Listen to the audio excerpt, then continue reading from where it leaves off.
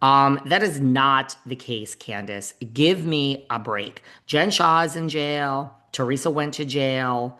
Luann, when she felt, when she had her DUIs and all that. We have a long history here. I mean, Mortimer has, although that was before Housewife, Mortimer has a mugshot. Morgan has a mugshot. Give me a break. Okay. Tom Girardi, Joe Giudice. No, no. Potomac is not being targeted. If you weren't a criminal and you didn't commit insurance fraud like Wendy and Eddie did, you wouldn't be targeted, Candace. Returning things, staging a half-assed home invasion. I don't know, guys. We have to move on.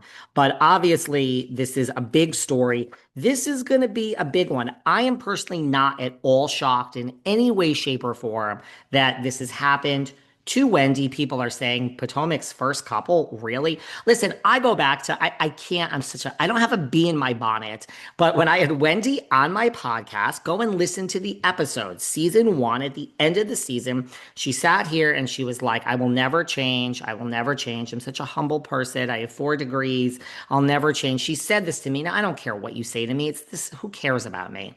But she then went on to get her breast and her glam up and all this like 2 days later. Now, I don't expect you to break that you're going under the knife. No one really cares on the Behind the Velvet Rope podcast, but she went on and on. Go and listen to the episode. DM me. I'll share it with you about how she's unlike other housewives and she's so down to earth. And that has just stuck with me throughout the years. Because the thing is, when I interview people, you have a lot of off-air conversations. You get a read for someone. I'm not always right. I said Melissa Gorga was never coming back to New Jersey. I'm not always right. I'm wrong plenty of times. But not really when it comes to reading people. I just get a sense, and I am usually right. And I just got a sense when I interviewed Wendy like 800 years ago that you say one thing and you do another. We'll get into Miami and why Adriana is so amazing because they're calling her the truth teller now. I got a vibe of Wendy of everything you're saying to me is for show about how you're never going to change and you don't care about a glam up and this. And then you go and get all this done. Like 2 days later, I'm just like, oh, I got your number. I can't get that out of my head. So personally, I have always thought Wendy was on the shade, like just you're not who you say you are. That's just what I've always thought. And just in general, nothing like this shocks me about any housewife. There you go. Some other things. Right, there was no motion. Right, there was no motion at all detected inside the residence when they were away. No motion. So how could someone break in? There was activity such as package deliveries on the Ring camera, that was heavily monitored by the Osefos. Eddie was asked if any of the items on the list were returned. He said no. He was asked if he had other insurance companies that he was, putting into. He failed to tell travelers about Homesite and Jewelers. They both signed the statements claiming $2,500 for the building and $450,000 in property. Well, even in their original statement to travelers, they did not include their anniversary bans.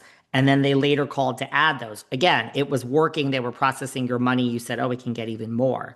The same day, the claim was settled for $25,000, which included replacement. After growing suspicious of the reports and conducting an investigation, the sheriff's department discovered Wendy had been on social media, allegedly wearing the ring, and the couple was burdened by debt. By the way, when we talk about people speaking out, we have the brilliant, and I am being sarcastic. I need to be a little bit soft because I don't think Katie Roast is well. I talk about Catherine Dennis, who I just had on this podcast. I love Catherine. I love her. I see such a kind soul in there. I have a feeling for Catherine. Like I truly don't feel she's well. Kim Richards, I love when you're truly not well mentally, I feel for you. I'm actually not an asshole. So Katie Roast, I put on that category. I don't think Katie Roast is truly well. That's just me. Remember Katie Roast from Potomac? But she has come out and she has said that She's looking out for you, girl, and she's going to call President Trump. Now, Katie's a little confused. She gets a little confused. She wanted to call President Trump for Karen Huger. She gets a little confused. We pardoned the Chrisleys who, were in, prison and committed, crimes, and she's a county jail. President Trump doesn't get involved in Katie Roast, but Katie is saying that she's on the case, Katie Roast, and she is going to call President Trump.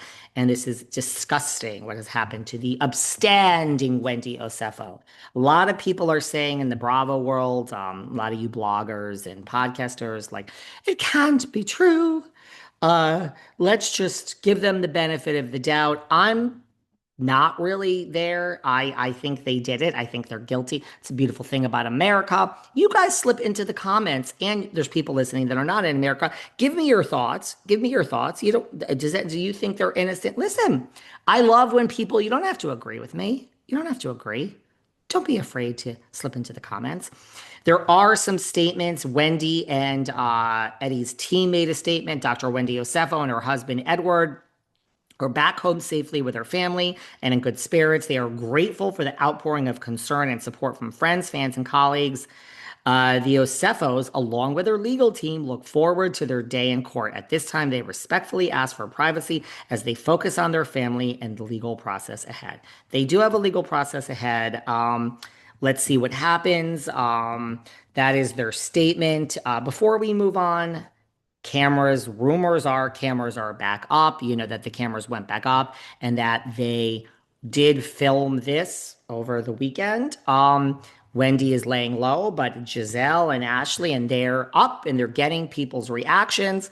What a season of Potomac. We have the Grand Dame who's going to come at the end of the season. And now we have this. I know you're a nice person, Andy. I know you're a nice person, Lisa Shannon, and the powers that be at Bravo. Give me a fucking break. You guys love this. You love this. You love this. And Dorit. I mean, did Wendy get the idea from Dorit? That's a real, actual question that I'm asking. Did Wendy get the idea from Dorit? Okay. And you were all looking at Dorit. I still think Dorit's home invasion was real. I believe it was real. I believe that. Look, there's a difference between saying you were in bed and someone's sitting there with a gun and we weren't home. Dorit, yes, I don't know why they left the phone and they threw the phone and she asked them to throw the phone. There's some suspicious things there, but seems like Dorit's was investigated and she's in the clear. So we really thought this was Dorit was doing this, but it really was Wendy. And did Wendy get the idea from Dorit? And Ashley Darby has reacted to this as well.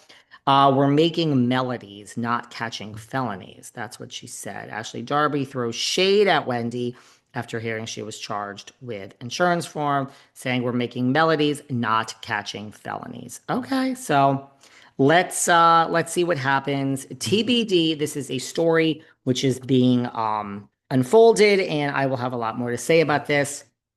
Man, that took a long fucking time. Adriana is my girl. I love you, Adriana. There's nothing better in life than the reunion of